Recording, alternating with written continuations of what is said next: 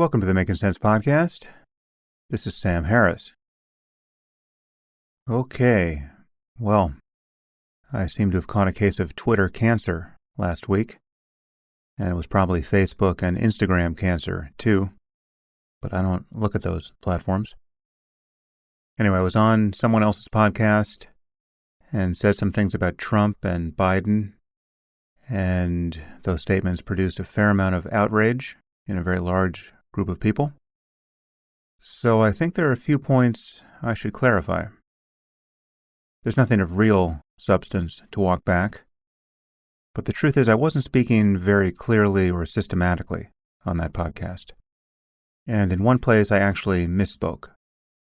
And as a result, there seem to be a few significant misunderstandings that have gotten amplified. I tried to clarify a few of these points on Twitter, knowing that I would be doing little more than spit in the wind. But I still think it was probably good to attempt this and to do it quickly because several of the articles that got written about the episode noticed those tweets, and so they didn't spread precisely those same misunderstandings. Of course, some people noticed my effort to clarify things and rejected it. At moments like this, I'm always reminded of Nietzsche's aphorism that when you force people to change their mind about you, they hold the effort you cost them very much against you. This really does seem to be true, and it's pretty maladaptive. We tend to want to hold people to the worst possible interpretation of what they said, even when it's belied by other things they said in context and continue to say. This happens on both the right and the left, politically. And this is the problem with taking clips of audio or video out of context. Of course, any clip is, by definition, out of context. That's what a clip is. But many are chosen for the ways they seem to make a point very clearly when the editor knows that the actual point being made is far more complicated, or even contradicted by something else the person says a few seconds or minutes before or after the chosen clip. For instance, many of you will remember that it became well established on the left that Trump referred to the white supremacists and neo-Nazis who rallied in Charlottesville as, quote, very fine people. There were very fine people on both sides. You remember that? That was something that Trump said in a clip from a press conference, where he was attempting to address the aftermath of those terrible events. Everyone from Biden on down insisted that he was talking about the neo-Nazis and other obvious racists as, quote, very fine people. And almost everyone on the left still insists that this was the case. But if you watch the press conference, you will see that he wasn't doing that. How can we know this? Because he says so. He literally says that he's not talking about the neo-Nazis and other racists. However, in my experience, if you tell people who want to think the worst of Trump about how misleading the clips from that press conference were, they are highly disinclined to believe you. And many of them come up with arguments for why they don't have to believe you. They say things like, well, there was no one else there. They were all neo-Nazis and racists. So Trump saying that he wasn't talking about them doesn't hold water, because those were the only people to talk about. Now, even if that were true, and I highly doubt that it is, it's clear from his remarks that Trump thought there were other people there, just ordinary people who were worried about certain statues being taken down. His remarks make no sense if he thought that every protester was a neo-Nazi. Anyways, most of you know there are very few people who are more critical of Trump than I am. And I'm sure I will amply demonstrate that yet again in the next few minutes. But I think it's important to be honest even when attacking someone you know to be a terrible human being. And relying on clips is a great way to be misled and to mislead others about what people actually think. And many people over in Trumpistan are now doing that to me. Again, I made this much easier than it should have been by speaking sloppily, which I hope it doesn't seem too self-serving to say. I don't do very much. Even when I say something that seems quite extreme, I tend to be fairly precise in how I say it. Consequently, I don't often find myself in the position of having to say that I misspoke. It's true that people sometimes misunderstand or deliberately misrepresent what I actually meant to say, but that's a different problem. Even when dealing with people's misunderstandings or outright lies about what I've said, I'm rarely in a position of saying, sorry, there was actually a word there that was out of place and misleading. Now, unfortunately, in the present case, there really is an offending word. So I feel I need to offer some clarification, because I genuinely see the grounds for people's confusion based on that clip. And because many people are now accusing me of believing things I don't believe, and of supporting things I don't support, and of generally being a hypocrite. For instance, many people are saying that I used to be committed to truth and honesty. I wrote a whole book about how bad it is to tell lies, but now I'm in favor of lying, apparently, and censorship. And I'm actually open to destroying our democracy, too. This is all bullshit. So apologies in advance if you find this boring. I actually find it an interesting experience to go through.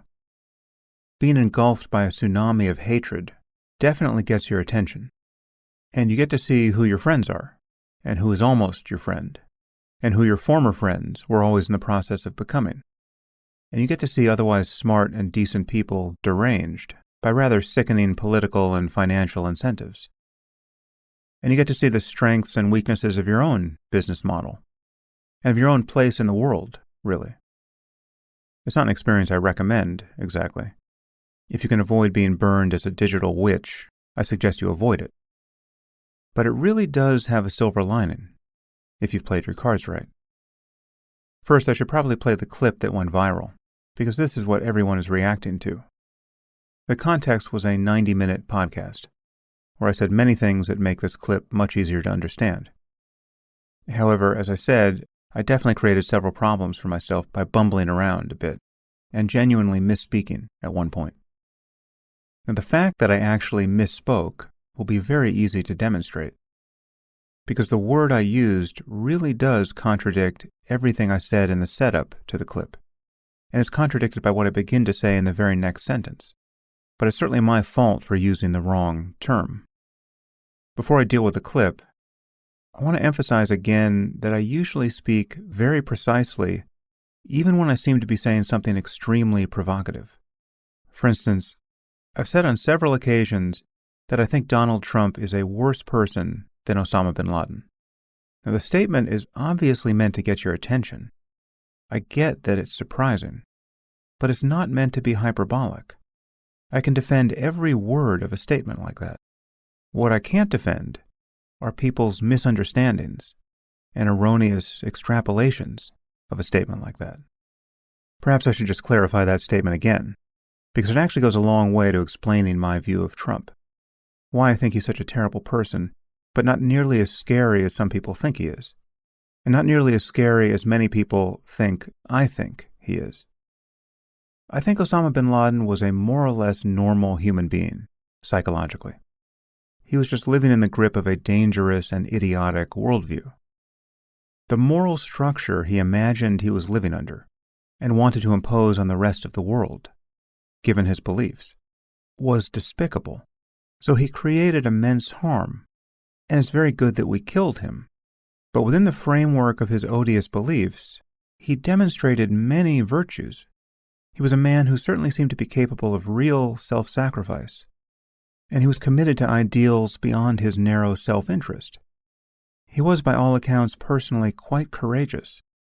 I don't claim to know that much about him, but it wouldn't surprise me at all if he was generally a person of real integrity and generosity and compassion in his dealings with his fellow Muslims. None of these things can be said about Donald Trump. Trump is, without question, one of the least honest and most malignantly selfish human beings I have ever come across. And the paradox here, it's not really a paradox, but it's what makes the point I'm making confusing to many people. The seeming paradox is that if Trump were a better person, he would be worse in many ways. If he were brave and self-sacrificing and idealistic, if he were capable of being strongly committed to something beyond his narrow self-interest, he would be capable of creating much greater harm in the world. But he's not. He is a child in a man's body. He lies as freely as he breathes, and just as compulsively. He can't even put the interests of his children above his own, much less commit himself to any ideal that requires real self-sacrifice. Unlike bin Laden, it is patently obvious that Trump isn't psychologically normal. He really is missing something that almost every other person on Earth has. He is an absolute black hole of self-regard. When I say that wherever you are on Earth, you could probably walk 1,000 miles in any direction and not meet a less admirable human being than Trump, I mean it in the terms I just described. The man is almost completely lacking in personal virtue. If he weren't funny, and I admit he can be funny, he might actually be the least admirable person on Earth. Now, some of this is just my opinion, of course, but much of it isn't. Okay, to say that Trump lies incessantly, and with a velocity almost never encountered anywhere else in human life, is a fact. It is demonstrable. It is nearly self-evident, and has been for decades. It is as true and uncontroversial as saying that he's around 6 feet 2 inches tall. I realize that when I say this sort of thing, it sounds like an expression of personal hatred and of my own political partisanship. But it is neither of those things. I don't hate Trump. I hate the fact of him. I hate the space he occupies in our world. I hate what he has done to our politics. Yes, I know his ascendance politically is a symptom of many underlying problems, but he has also exacerbated those problems massively. Trump isn't the answer to wokeness and leftist hysteria, because he has done more than anyone to produce that hysteria. If you want to see how crazy the left can get, just elect Trump for a second term in 2024. We have a real problem of populist irrationality and misinformation and tribal lunacy on both the left and the right. Trump has made that problem astronomically worse on both the left and the right. It's not about hating the man. I hate the phenomenon. I didn't hate Trump when he was just a charlatan on The Apprentice. I ignored him. And my criticism of Trump isn't remotely partisan. It isn't even political, because what I have to say about Trump, I wouldn't say about any other Republican. And many Republicans with whom I disagree about politics share my view of him. I probably agree with most of Trump's politics, in fact. Do I think we should have a secure border? Absolutely. Do I think we should be harder on China? Yes. Do I think that much of the left is in the grip of an insane moral panic? I do. Do I think the phrase defund the police is one of the stupidest ever uttered? Of course. Do I recognize that globalization has produced many casualties in our society? Yes. Am I in favor of onshoring much of our supply chain and energy infrastructure? Yes, I am. Am I appropriately humbled by our misadventures in Afghanistan and Iraq, and now skeptical of our ability to do anything like nation building? Absolutely. All of this significantly overlaps with Trump's policies and with the political concerns of his supporters. I may be an elitist, globalist, Jew asshole, as many of Trump's supporters now allege, but not only don't I denigrate many of their political concerns, I share them. My real opposition to Trump, beyond all the flaws of his character, which again I consider to be so far beyond the norm, that I just cannot believe we even have to think about this man. But the thing that makes him truly irredeemable, and should have made him politically radioactive for Republicans for the rest of his life, is that as a sitting president of the United States, he would not commit to a peaceful transfer of power. He declined to do this repeatedly, many months in advance of the election. I believe this is the most shocking thing to have happened politically in my lifetime. And of course, Trump's lack of commitment to the most basic principle of our democracy laid the groundwork for his big lie about having really won the 2020 election, and for the violence on January 6th. This single fact, among the thousands of other facts that should have disqualified Trump for the presidency, this fact alone should make Trump impossible to defend, much less support, at this point. And the fact that the Republican Party has found a way to ignore this truth, as though it were some tiny detail, is proof that it has become a cult of personality. This is the real Trump derangement syndrome, to be defending the indefensible. What we are witnessing now among Republicans is not normal politics. So when I describe Trump as an existential threat to our democracy, I'm thinking about things like the willingness to abide by the results of an election and the peaceful transfer of power, the very norms that safeguard our democracy. One thing that Trump taught us is that we rely on norms in so many ways, and in some ways even more than laws. It's quite possible that all of what Trump did to corrupt and destabilize our institutions was legal. It remains to be seen whether he's committed any crimes at all. It's legal to just ask the Russians on television to hack the emails of your political opponent, and there's no price to pay when they actually do that very thing. It's apparently legal to campaign on the promise that you'll lock up your political opponent when you win. And it seems legal to openly lie about having won an election that you actually lost, and to encourage a mob to gather in Washington to, quote, stop the steal.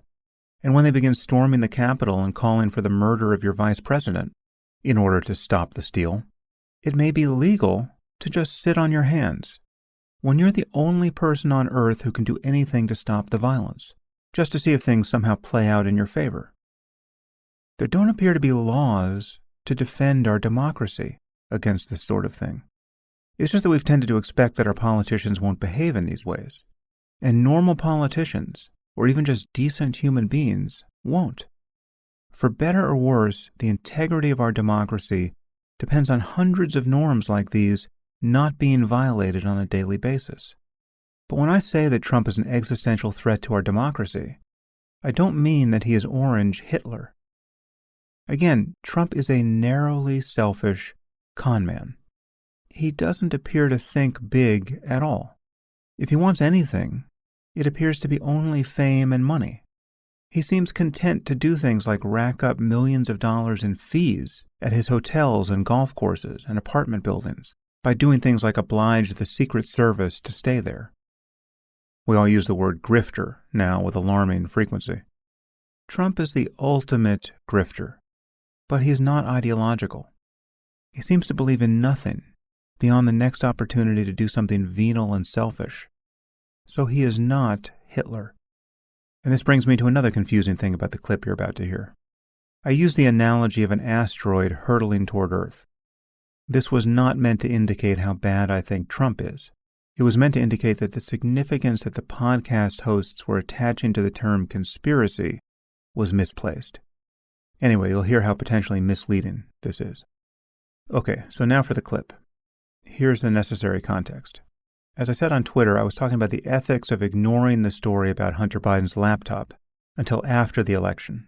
I won't play other clips from the interview, but suffice it to say that I made it absolutely clear that I found the decision to ignore this story a very hard call, ethically and journalistically. I stated quite clearly that I could argue both sides of the issue, and that my mind wasn't made up. It still isn't made up. And I admitted that it was corrosive for journalistic institutions like the New York Times to appear to show obvious political bias in this way, when everyone knows they would never have ignored a Donald Trump Jr. laptop story. And I said that for me it really was close to a coin toss. I could go either way on this. In the clip you're about to hear, I said that ignoring the laptop story, and even suppressing the New York Post's Twitter account when they ran it, was, quote, totally warranted. What I clearly meant to say was totally justifiable. It's the difference between justified and justifiable. In the very next sentence, I begin to say, for the second time in the interview, that it really is a coin toss for me, which makes no sense when set against the word warranted. This is where I truly misspoke, this single word. However, as you'll hear, I say several inflammatory things in this clip. So there's a little more to clarify. But I can defend everything I say here, because I believe everything I say here, except one word. Hunter Biden, at that point, Hunter Biden literally could have had the corpses of children in his basement. I would not have cared, right? It's like, there's nothing. First of all, it's Hunter Biden, right? It's It's not Joe Biden, but even if whatever scope of Joe Biden's corruption is, like if we could just go down that rabbit hole endlessly and understand that he's getting kickbacks from Hunter Biden's deals in Ukraine or wherever else, right, or China, it is infinitesimal compared to the corruption we know Trump is involved in. It's like a firefly to the sun, right? I mean, like there's just it doesn't even stack up against Trump University, right? Trump University as a story is worse than anything that could be in Hunter Biden's laptop, in my view, right? Now that doesn't answer the people who say it's still completely unfair to not have looked at the laptop in a timely way and to have shut down the New York Post's Twitter account. Like that's just a conspiracy. That's a left-wing conspiracy to deny the presidency to Donald Trump. Absolutely, it was absolutely right, but I think it was warranted, right? And again, it's a coin toss as to whether or not Sam, I'm sorry. That particular piece. I'm really sorry. I was the one that said we should move on, but you've just said something I really struggle with there, which is the kids in the basement. No, the kids in the basement. I'm interested in democracy.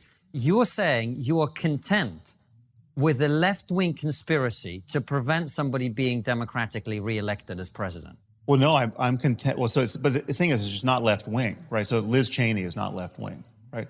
Liz Cheney is doing everything in her power. You're content with a conspiracy to prevent somebody being democratically elected. But there's nothing conspiracy. It's not. It was a conspiracy out in the open. But it doesn't matter if it was. It doesn't matter what part's conspiracy, what part's out in the open. I mean, I think it's like if people get together and talk about what should we do about this phenomenon. If it's like if there was an asteroid hurtling toward Earth. And we got in a room together with all of our friends and had a conversation about what we could do to deflect its course, right? Is that a conspiracy? Okay, so as I said, you can hear me say, again, it was a coin toss for me, right after I utter the word warranted. But then I get cut off by the host's next question. So I genuinely misspoke when I said totally warranted. I can truly argue both for and against ignoring and even suppressing the Hunter Biden laptop story. And I said that clearly elsewhere in the interview. But of course you wouldn't know that from that clip. And my asteroid analogy is also misleading as presented in the clip. Because I was starting to go down a rabbit hole about this loaded term conspiracy and why it was irrelevant. In any case, the net result is what comes through in the clip was emphatic approval. Not just for ignoring the story until after the election, but for kicking the New York Post off of Twitter.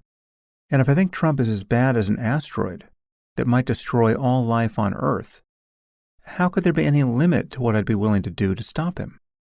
I'll come back to that point, because it's important. As far as the laptop story is concerned, the other point I should have made is that viewing the Hunter Biden laptop as Russian disinformation, or some other sort of disinformation, was quite reasonable when the story first broke. So I'm not at all convinced that Twitter knew it was shutting down a real story, or even that the New York Times knew it was ignoring a real one. So I don't think any early claims of Russian disinformation were necessarily lies. And I actually have no opinion about whether the 50 intelligence professionals who signed that letter alleging that it was probably Russian disinformation were lying. They might not have been. This was a totally crazy story. A laptop from hell just gets abandoned in a computer store and then winds up with who? Rudy Giuliani? My claim is that given what happened in 2016 with Anthony Weiner's laptop, 10 days before the election, it is totally understandable that smart, well-intentioned people were inclined to avert their eyes from the Hunter Biden story until after the election, as I was. From my point of view, it was totally rational at that point not to care what was on Hunter Biden's laptop. And the truth is, I still don't care, given that Trump is looming over the 2024 election. Given the choice we had in 2020, given how much we know about both Trump and Biden, stretching back decades, there is absolutely nothing that could be on that laptop that is relevant to me. And I'll explain why in a moment. And this will also be true in 2024 if Trump runs again. Now, as I said, I was not speaking especially systematically or well in that podcast. And many things got condensed and entangled in my remarks about the Hunter Biden laptop story. For instance, there's obviously a distinction between the New York Times deciding to ignore the story and Twitter deciding to suppress the New York Post story about it. I think I'm more comfortable with the former than the latter. And there's a distinction between these two things and having 50 ex-intelligence professionals sign a letter declaring that it was Russian disinformation. I didn't differentiate any of those things in my remarks. And the truth is I feel somewhat differently about them. There are several other things that are misleading about that clip. Most people appear to be conflating what I'm recommending there with something illegal, like actual election fraud, or some other way of subverting democracy. In fact, even the podcast hosts appear to have misunderstood me on that point. I say a few things to emphasize the difference, but it doesn't really clear the air. Ignoring the Hunter Biden story, or even suppressing it, again, I'm still not entirely sure what I think about that. But neither of those actions entail breaking the law. They don't even entail lying. This is just pure editorial judgment, especially if you think the story stands a chance of being Russian disinformation. This is not breaking the First Amendment. It's not destroying democracy in order to save it. It isn't any of the things that hysterical defenders of Trump are now alleging. And I should say, it's simply amazing to hear people who are carrying water for the biggest liar, probably in history, shrieking about the primacy of truth and journalistic integrity in a right-wing echo chamber that has ignored and suppressed real facts and real stories for decades. You're telling me that you think Fox News and Breitbart and AM Talk Radio and the One America News Network don't ignore stories they find politically inconvenient? This is where you get your news, and you're pretending to be worried about media bias? And as for engaging in so-called censorship, what do you think is happening when Wikipedia locks down a page for a time, or erases the edits made by some QAnon lunatic? Is that censorship? Is it a breach of the First Amendment? Is it the end of democracy? Should everyone get to say whatever they want on every platform? No. Every legitimate platform requires some form of moderation. Otherwise, every platform would become like 4chan, an absolute cesspool. Every platform has an ethical obligation, in my view, to exercise some editorial control with the public good in mind. The problem is, this might be impossible to do well. And Twitter isn't doing it well. And I agree, it certainly appears to show a left-leaning bias. And that's annoying. I think kicking people off the platform for saying benign and obviously true things like men and women are different is insane. But as I said at some length in that podcast, I'm not sure what the remedy is. One remedy is to start competing social media platforms, which is what conservatives have done. You've got Truth Social and Gab and Getter and I don't know what else. My point is that it's hard to figure out what to do here, beyond letting the market recognize that there's a growing opportunity to build new and better things. Or in this case, new and much worse things. You really think you're going to get the truth on Truth Social? But what really is the alternative? I highly doubt we want the police or some other government agency kicking down doors, trying to enforce a balanced application of Twitter's terms of service. As I said on that podcast, I think Twitter should be free to destroy itself. It should be free to become a platform purely for trans rights activists. And if you don't think Twitter should be free to do that, you are advocating for a world in which the employees and board members at Twitter who want to bend it in that direction are eventually put in prison. We probably fine them first, of course. But what do we do when they don't pay the fines? We start putting people with purple hair in prison, I guess. I don't think that's a road we want to go down. Joe Rogan's podcast is enormous at this point. Could it become so influential that we would want the government to force him to talk to guests that he doesn't want to talk to? I don't think so. Anyway, as I said, getting vilified at scale reveals a few things. One thing it's revealed is that I don't really have a tribe, but I knew that. As you've heard in previous podcasts, I've always been fairly aghast at accusations of tribalism and political partisanship, because I go as hard as anyone against Trump and the far right, and I go as hard as anyone against the woke and the far left. Not many people do that. I think I can count on one hand the number of people I know who do that. Andrew Sullivan does it. Bill Maher does it. I can't think of anyone else at the moment, though I'm sure there are others. One of the consequences of pissing off both the right and the left is that when you become the object of a Twitter mobbing, there are very few people inclined to defend you. They're certainly not going to defend you reflexively and tribally, because you spend half your time pissing them off.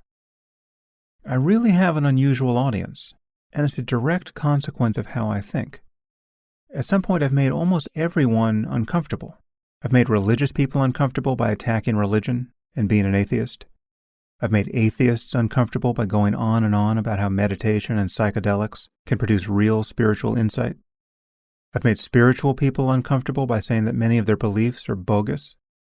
I've made many left of center uncomfortable by talking honestly about racial disparities in crime and the connection between Islam and terrorism. I've made many people right of center uncomfortable by talking about the problem of wealth inequality. And I've alienated more or less everyone by insisting that free will is an illusion. The truth is, I've pissed off a lot of people by goring one sacred cow or another. There is no tribe for this. So at moments like this, I'm more or less on my own. But it's a very fair trade for the quality of the audience I've built. I have an audience that wants to know what I think, and more important, how I think. And if you're a true member of my audience, and you're not just listening to this because you hate me, you are here because you enjoy the ride, whether you agree with everything I think or not. As I said, one also finds out who one's friends are at a time like this. And you find out who is a real professional and who isn't. Megyn Kelly, for instance, who I don't know, I was just on her podcast once, was incredibly gracious, even while probably taking that clip at face value. She clearly was walking the line in front of a largely right-wing audience, with co-hosts who thought the worst of me, but she managed to do it without screwing me over. I'm sure she and I disagree about many, many things, but I truly admire how she handled herself there. I can't say the same for many other people. The strangest response is from people who think that my efforts to clarify my points on Twitter, and they will probably take the same view of what I'm doing here, amount to my walking things back and apologizing in response to a backlash. Many of these people seem to believe that I destroyed my career by inadvertently blurting out what I really think, and now I'm just trying to do damage control. None of these people understand me, or my audience, or my business, frankly. Here's the only thing I wrote on Twitter in response to the clip. There's a podcast clip circulating that seems to be confusing many people about my views on Trump, which is understandable because I wasn't speaking very clearly. So for what it's worth, here's what I was trying to say. I was essentially arguing for a principle of self-defense, where there's a continuum of proportionate force that is appropriate and necessary to use. I've always viewed Trump as a very dangerous person to elect as president of a fake university, let alone the U.S., and when he became a sitting president who would not commit to a peaceful transfer of power, I viewed him as more dangerous still. However, I've never been under any illusion that he is Orange Hitler. On the podcast, I was speaking narrowly about the wisdom and propriety of ignoring the Hunter Biden laptop story until after the election. I've always thought that this was a very hard call, ethically and journalistically.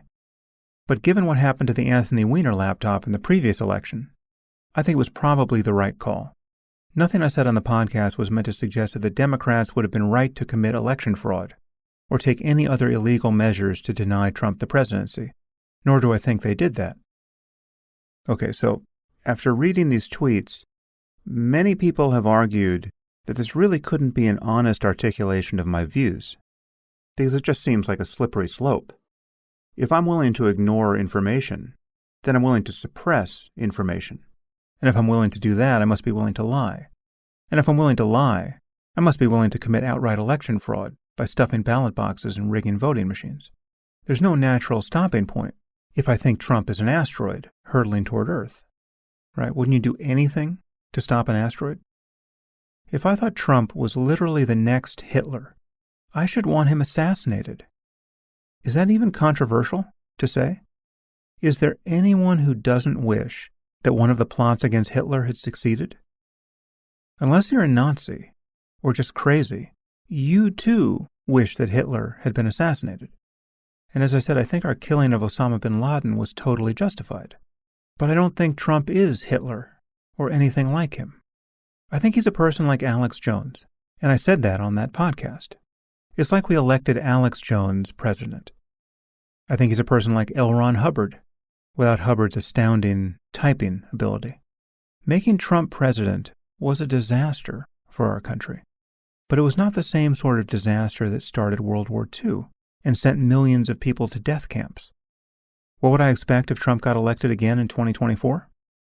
The further unraveling of America's stature in the world, a further descent into the chaos of conspiracy thinking and lies here at home, our further derangement politically on more or less every topic, irrational fury and demagoguery and blasphemy tests on both the right and the left, more grifting and humiliating norm violations from Trump and his family, massive opportunity costs on more or less every front, because while all that's going on, we're going to be very distracted from every other important thing.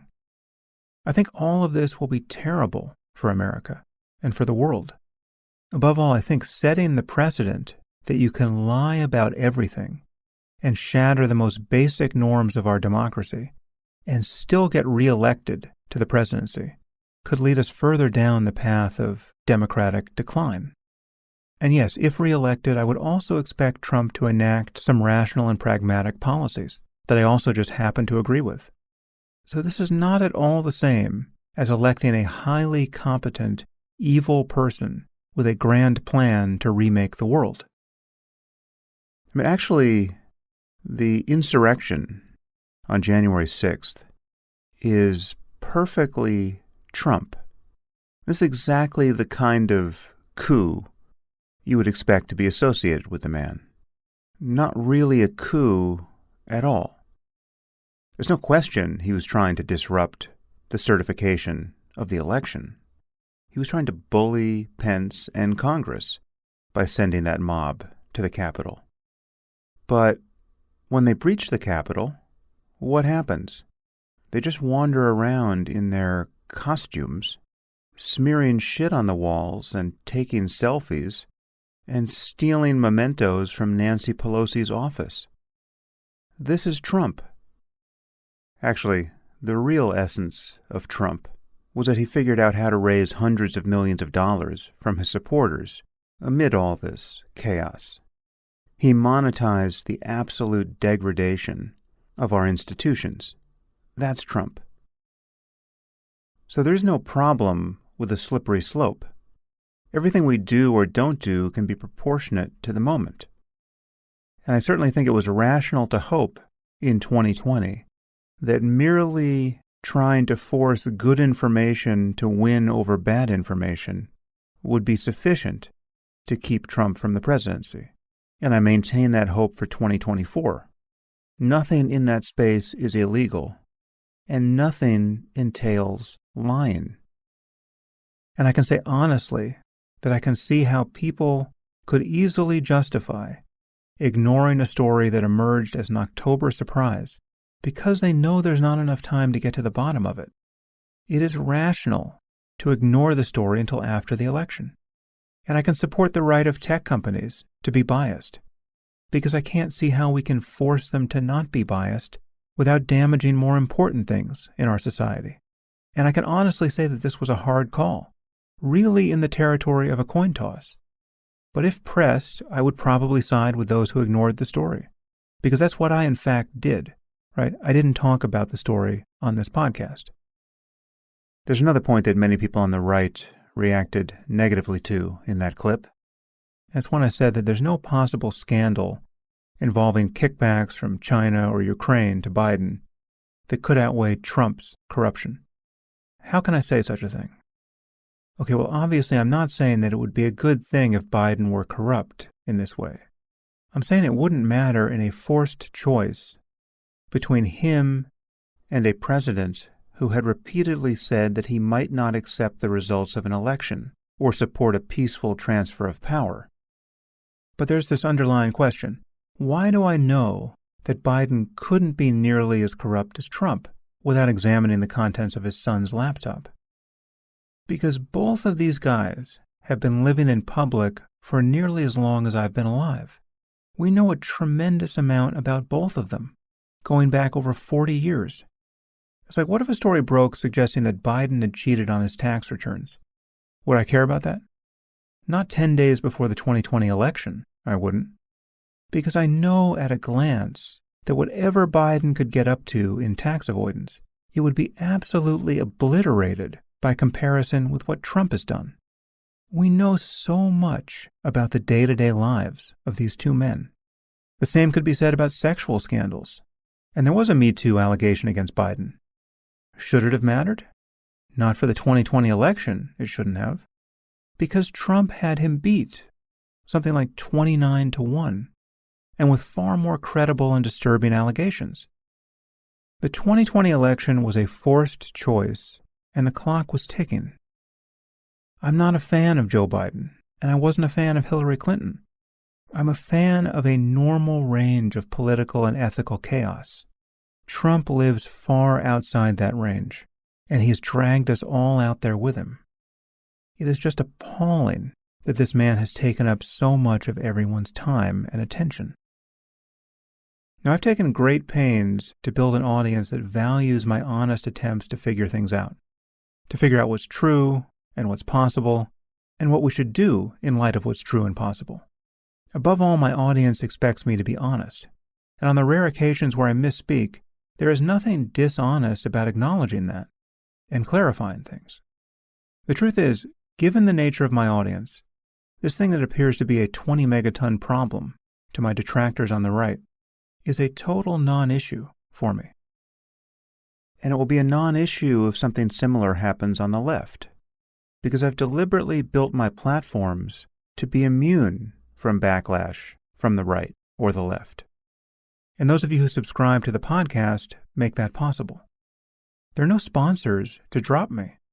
There are no executives having a meeting now, wondering what to do about all the controversy on Twitter. There will be no forthcoming hostage video of me apologizing to all the people I may have offended. It is a wonderful thing to simply be free to think out loud, and to be free to correct the record when something gets garbled.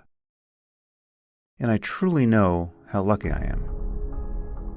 I wish everyone was in this position. Thanks for listening.